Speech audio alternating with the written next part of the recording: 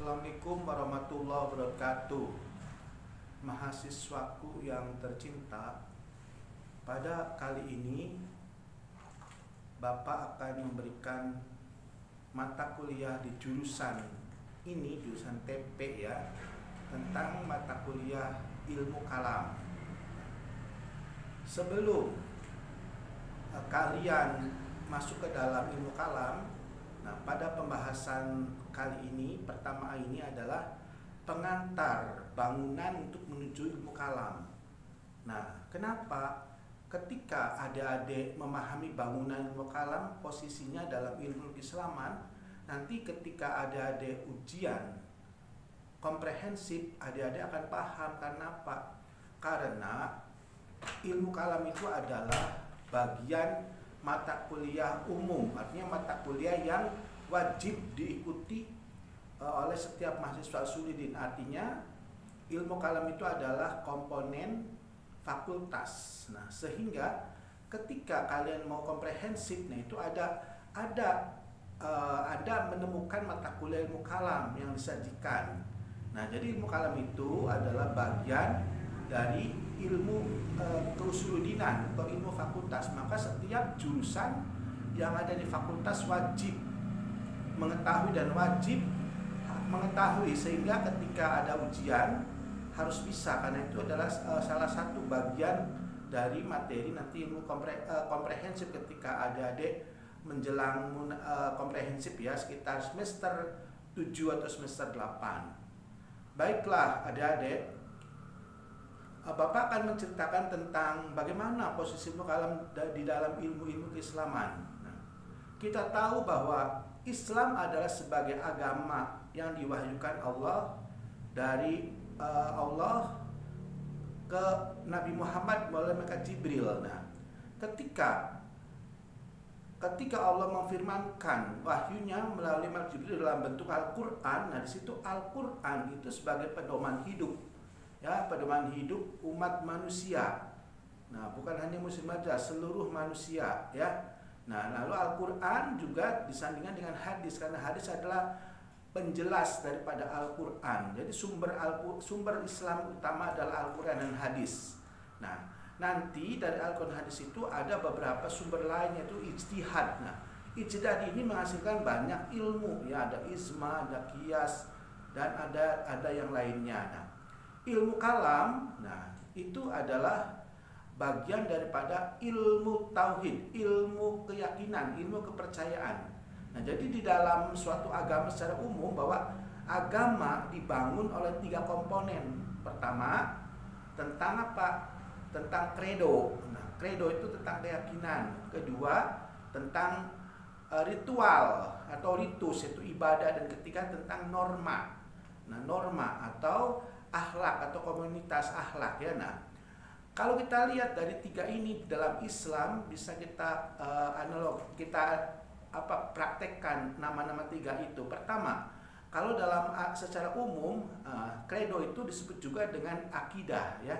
Jadi dalam Islam credo itu akidah, ritual adalah syariah, dan norma adalah akhlak gitu ya, atau ihsan. Nah, jadi Islam itu dibangun oleh 3 komponen. Pertama akidah, syariah, dan akhlak atau ihsan ya.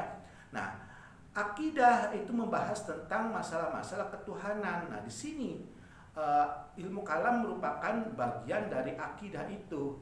Nah, sedangkan syariah adalah membahas tentang hukum-hukum Islam yang nanti turunannya adalah ilmu fikih ya.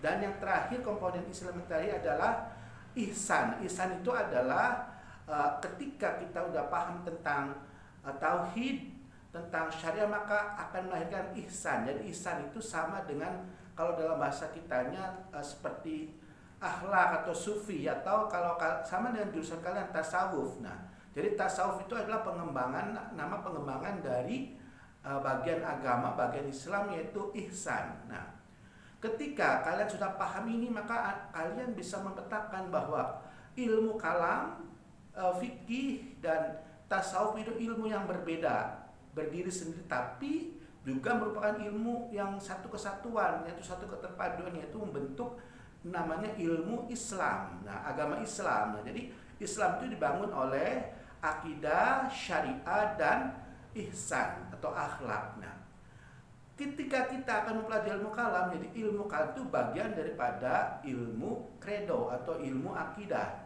Tentu saja adik-adik udah pernah tahu bahwa ilmu kalam itu seolah-olah sama dengan itu berbeda. Jadi ilmu kalam itu adalah tentang ketuhanan, tapi sifatnya nalar ya. Nah, ada penalar tauhid dan ilmu kepraktisan umat Islam. Kenapa? Karena ilmu kalam itu ada unsur-unsur munculnya dari pengaruh-pengaruh budaya luar, misalnya budaya Yunani atau budaya Hindu. Pengaruh dalam arti bukan pengaruh kontennya, tapi pengaruh sehingga memunculkan ilmu pemikiran ketuhanan di dalam Islam, gitu ya. Jadi kita harus tahu bahwa ilmu kalam merupakan bagian daripada Islam, yaitu pada bagian akidah, ya. Nah, jadi dalam pertemuan ini pasti ada yang sudah tahu bahwa ilmu kalam itu adalah bagian daripada ilmu akidah.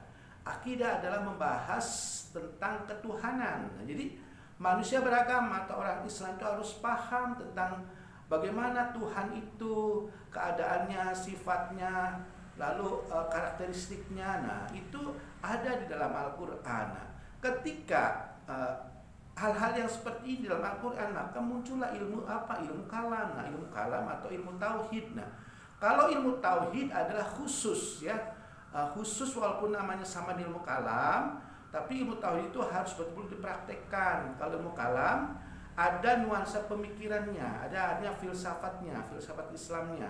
Karena apa? Karena berbenturan ketika munculnya ilmu kalam itu, situasi dunia Islam sedang dihadapkan pada peradaban filsafat Yunani, filsafat Hindu.